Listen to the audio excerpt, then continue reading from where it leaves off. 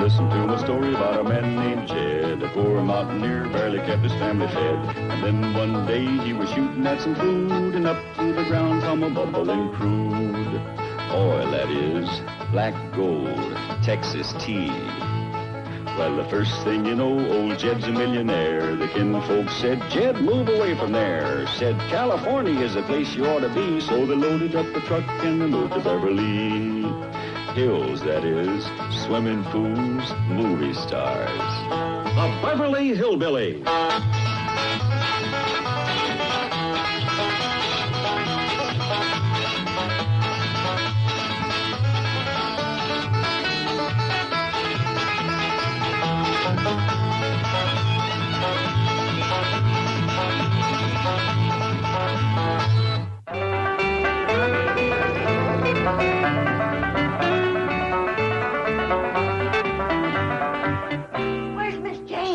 She ain't ailing. Oh, no, she's in with Mr. Drysdale. She'll be right out. Say, ain't you the girl that Shorty Kellums is so fond of?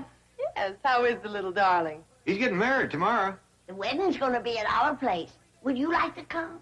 Oh, thank you. But I could never see Shorty married to another woman. He's so cute. We've had such fun together. Yeah, Shorty says you two likes to go dancing. Oh, he's a marvelous dancer. Oh, and so cuddly. Well, you've had your last dance with little cuddling. What a pity. Granny, Mr. Clampett, what a pleasant surprise. Welcome, welcome. We are honored by your presence. Was we supposed to bring presents? Reckon so. No, I simply meant... Oh, come in. Thank you. We just dropped by to invite the both of you to Shorty's wedding. Ah, So he's finally marrying Alverna. That's right. when is the happy event? Well, a happy event was yesterday when Shorty locked herself in your secretarial pool. The wedding's tomorrow.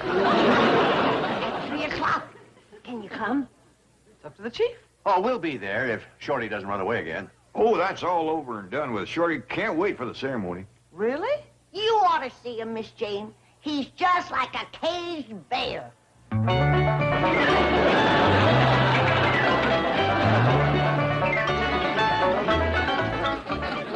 Have a heart, Alverna. Let me out of that blasted bear cage. Stop complaining about this cage. It's my wedding present from Mayor Heller. Why couldn't he give you silver like other people? He wisely decided this would be more useful. Oh, it's beautifully constructed. He built it himself. Gone that Chad Heller. He has to be a blacksmith. You got no one to blame but yourself. You had to go running away, going to see those pretty secretaries at the bank. You call them girls pretty? Why, compared to you, they's a bunch of scarecrows. And why'd you keep going to see him? Shorty enjoys seeing you all the more, sweetie pie. After you look at a bunch of turkeys, you appreciate the peacock. Oh, sure. You gorgeous creature.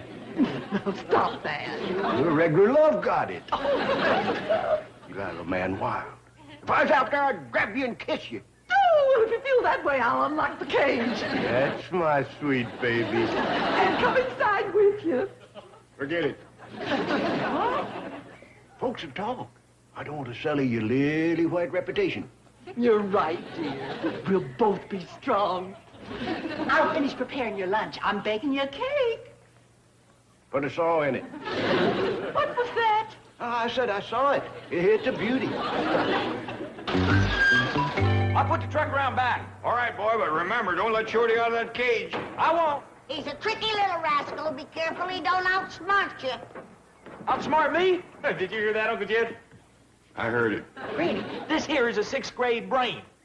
Ain't no little country rube like Shorty Kellums gonna outsmart this. I got an IQ that's way up yonder.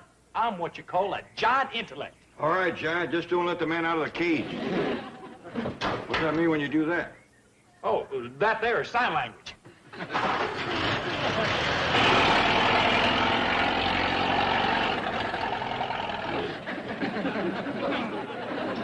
Wonder what we was talking about.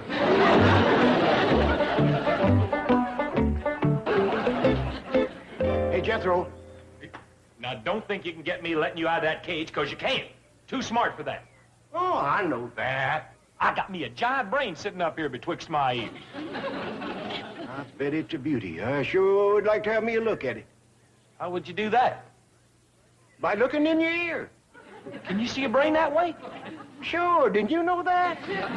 Well, no. My eyes being on the front of my head, my ears on the side, I ain't never been able to look in at my own brain. Sure would like to see that rascal, though. Well, unlock this door and I'll come out and take a peek and tell you what it looks like. Oh, no. I ain't letting you out of there. I'm too smart for that. Okay. I'm coming in and you can take a look at my brain. Can't wait to get a glimpse of that thing. It must be a monster brain. Oh, yeah. Lots of folks that ain't seen it says I got the brain of a monster. Kind of hunker down so I can get a look. Okay. Face this way so the light will come inside. Now, hold real still.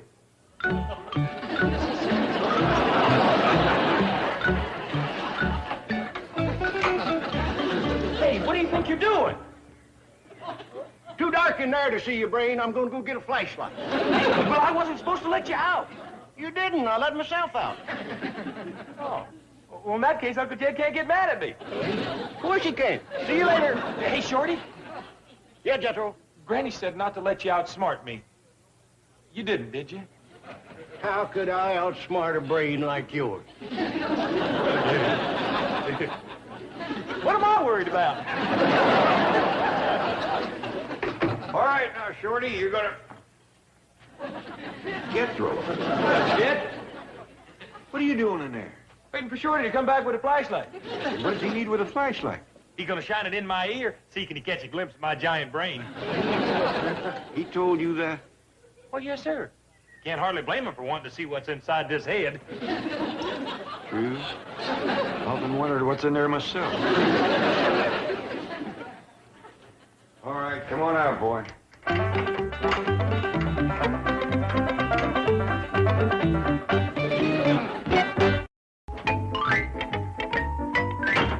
Well, Chief, I'm afraid I have bad news for you. Shorty Kellums is in the secretarial pool. How did you know? I expected it. But this time I'm ready for him. I deputized one of my employees. And I venture to say he's under arrest at this very moment. Listen. Don't turn me into Mrs. Rice. We can skip out of here and have some fun. Sorry, Shorty, there's a reward for your arrest, and I can use it. But, sweetie pie, Besides, there's no future for me. You're getting married tomorrow. that gives us 24 hours, baby. We'll paint the town red. We'll have the fling of fling. Burn the candle at both ends. Just dance the night away. No sale. I need that reward. Here he is, Mr. Drysdale. Good work, Gloria. I accuse this officer of police brutality and cruelty. What did she do? You won't do nothing. That's what's so cruel. Do I get my reward now? We'll discuss that later. Okay, Shorty, now you're in for it. Don't hurt him. I'm not afraid of him. You think you're going to make me crawl in front of her, you've got another thing coming. Let's go. What are you going to do? Lock me in the vault, beat me at the bag of nickels? You can't scare me, Drysdale. I'm turning you over to Alverna Bradshaw. No, not that, please. I promise. I'll never come back. I'll never bother you again. Give me another chance. Please, no, have mercy. I can't face it. Please. Awful when they crack like that. Chief, look at Shorty's car. He'll certainly never escape in this. Yeah, I'll say he won't. It looks like the handiwork of that master blacksmith, Mr. Heller. It is. Well, thanks for fetching over the prisoner. I mean the groom. I hereby remand him into your custody, Mr. Clampett. Now, I hope you can keep him secure until the wedding. Well, I'll do my best, but I sure am going to miss old Shad. Mayor Heller's gone? Yes, ma'am. He had to go back to Silver Dollar City. See, with everybody gone, the population's dropped down to 24. I don't understand. Well, he's got to go back to get it back up to 25 so that the town can qualify for government aid. I wish we might have said au revoir. Two of the most beautiful words in the whole language. Chief, au revoir is French. I was talking about government aid. Well, come on in, everybody. You're just in time for the wedding rehearsal. You mean you ain't going to put me back in the cage? That's right. You're going to practice with Alverna, saying I do. Put me back in the cage. Ready, Mr. Clampett and Bride? I'm ready. Ready, willing, and anxious. Very well. Best man will enter with groom. If I'm going to be handcuffed to the best man, could we get one with shorter legs? Do walk more slowly, Jethro. Can't we skip this and rehearse the part where we eat? Do not rehearse the reception, Jethro. Now, when Mr. Clampett reaches your side, you will unlock the manacle from your wrist and handcuff the groom to the bride. Don't you even trust me to stick around during the ceremony? Orders are orders. Now, Mr. Clampett, when you give the bride away, perhaps I'd better come up there and explain it to you. Jethro, we best rehearse the part where you unlock the handcuff. Good idea. Did she say to unlock yours or mine? Mine. Hey.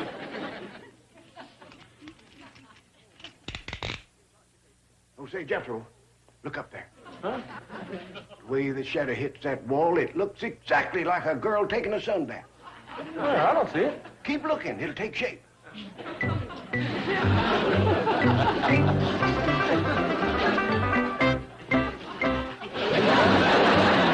Shorty, doggone if I can see a girl up there taking a sunbath. What's going on? Granny, this ain't gonna be no shotgun wedding. It might have to be if the boy Boob here keeps letting the groom get away. Did you get away, Shorty? Well, He tried, but he didn't make it. See, Uncle Jed, you got the giant brain on your side. I'm afraid so. Well, things are slightly out of order, but let's proceed. Will the bridesmaid and flower girl come take your places? Oh, very nice. Yes, right here beside the bride, Ellie Mae. You ready, Chief? All ready. Fine. Proceed, Chief. Dearly beloved, we are gathered here to witness the joining together of this couple in happy wedlock. As I perform this ceremony, I am struck by the thought that getting married is like opening a joint account at the Commerce Bank of Beverly Hills. For your savings earn a full 5%. And where... All right, Chief, that will do. But Granny wants to hear the words. They make her cry. Them don't. They certainly make me unhappy. Friends, let's take it again from the top. Everybody back to your places. Can I stay and watch? Of course. Chief, please, no commercials this time. Well, okay, if you want the same old dull ceremony you've heard 100 times. We do. Ready, Mr. Clampett? Ready? Ready, Ellie Mae? Ready. Ready, Jethro? Ready. Well, the best man ever with the groom. Jethro, where's Shorty? Well, I'll be doggone. He disappeared. You done it again, Super Boob. You let yourself get outsmarted. Did Shorty outsmart me? No, the ape did. Oh, that's good. Shorty, I gotta be careful of. Where's Shorty? Don't tell me he's run away again. I'm afraid so, Elverna. Oh, I hope I won't appear oversensitive. But I'm beginning to get the suspicion that Shorty doesn't want to go through with this wedding. Oh, no, he just got a bad case of what you call bridegroom jitters. Worst I ever seen. All right, let's get on with the wedding rehearsal. Dearly beloved, we are gathered here to join this couple in happy wedlock. Chief, don't you see who is handcuffed to the best man? Personally, I see very little difference. Oh, I'm never gonna get married. Now, Berta, don't cry. Shorty will be here for the wedding, I promise. I know where he's headed, Miss Jean. So do I. The secretarial pool. He ain't had time to get far. Let's jump in your car and head him off. My car's gone. I know who done it. Shall I call a cab? No, it ain't far to the bank. You go in and comfort the bride. I'll fetch the groom home. Shorty! Shorty Kellum! What do you want? Shorty, you're getting married to Elverna Bradshaw in 24 hours. Now, why don't you just give up and face it? Jed, I know my time's running out, but I ain't giving up hope. Say hello to hope.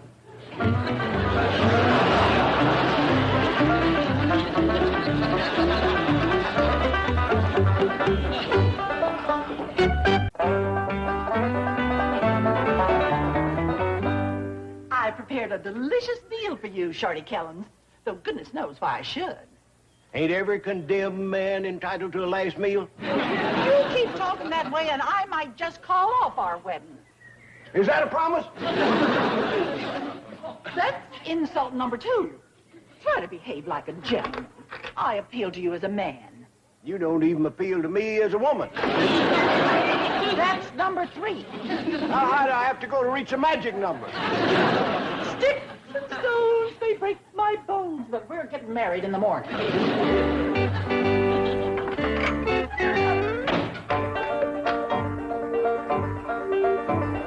Doggone it. Hey, Jethro. Hey, now listen, Shorty. You ain't tricking me again, so don't bother trying. All I want you to do is just fetch over old Duke so I can give him a lunch. You're going to give that lunch to a dog? No, I'm too nervous to eat.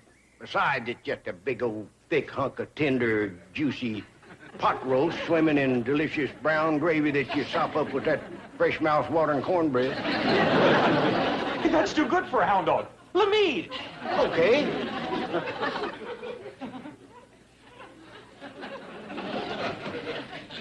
Boy, that smells good. Hey, I'm starving. Here. Tough luck, Jethro. It won't go through the bars. Call Duke. I'll throw it out on the ground. Oh, no, don't do that. I'll come in and get it. Shorty, I have your word of honor that you won't leave this cage. My word of honor. That is the last thing on my mind. Okay.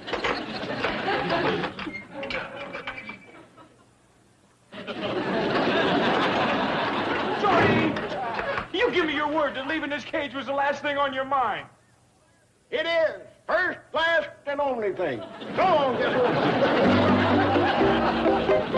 Well, Chief, here's your deputy. Some deputy. You were supposed to arrest Shorty if he came in the secretarial pool. And you were supposed to give me a reward. Okay. If Shorty shows up again and you arrest him and bring him here, you'll get your reward. How much? How does 50 sound to you? It sounds beautiful. Okay, that's your reward, 50. Swell. You're actually going to give her $50? I never mentioned the word dollar. Her reward is a birthday cake. A birthday? When she's 50, she gets it.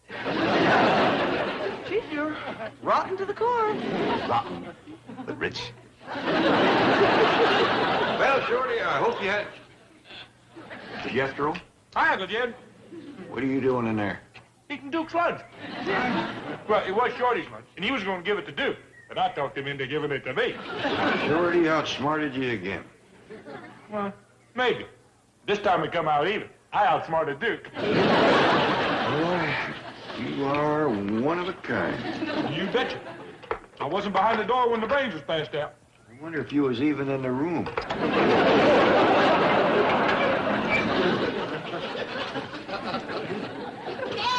Mr. Clampett!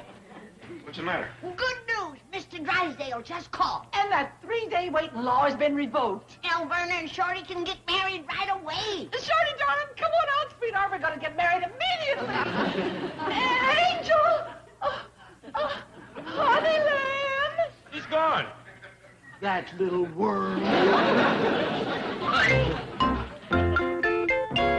Mr. Clampett, Milburn Drysdale. You got my good news? Well, Shorty and Alverna can become bride and groom immediately. Well, yes, sir, except for one thing. We ain't got no groom. Don't worry about that. I've got him. He's sitting here handcuffed to my deputy. And listen, this time let's take no chances. We'll have the wedding right here in my office. My doggies, that's a dandy idea. I'll get duded up and fetch a bride right over. Miss Hathaway's already on her way to pick you up.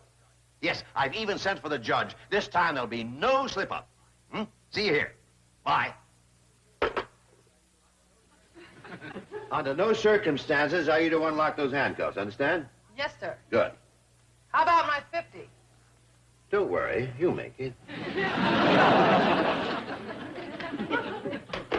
Well, Gloria, I reckon this is it. Yes. I'm sorry, Shorty. Not as sorry as I am. We had as good times together. We sure did. How about one last dance? I'd love it.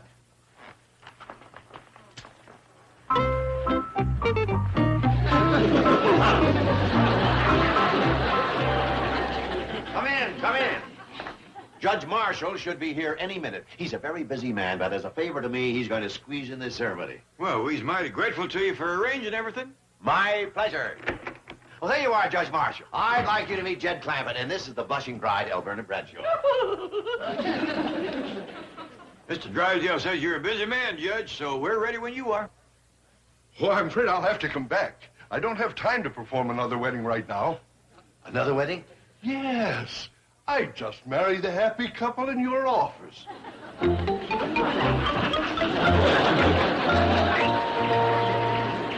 two are married? That's right. Shorty, kill him! You can't do this to me! El Werner, will you keep your voice down? We're on our honeymoon. I want this marriage annulled immediately. I'll see to it. Shorty. Shorty. Shorty! What you on, Jed? You know the code of the hills. You're promised to Alverna Bradshaw. Your marriage to Gloria's got to be annulled. Okay, Jed. When? When? Oh, tomorrow. Tomorrow! Friday too late.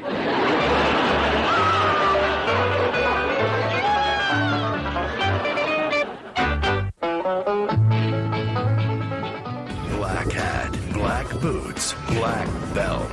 Bad news for the bad guys. Walker, Texas Ranger. Weeknights at 6 on the Hallmark Channel. Maxine's job is to keep families together. In just a few minutes, you will be one big happy family. Including her own. Mom, you have to stop. Stop what? I know you mean well, but you really have to let me grow up. I thought I did that already. Amy Brenneman and Tyne Daly in Judging Amy. Monday at 9 on Hallmark Channel. Welcome back now. Cheers. This has been a Filmways presentation.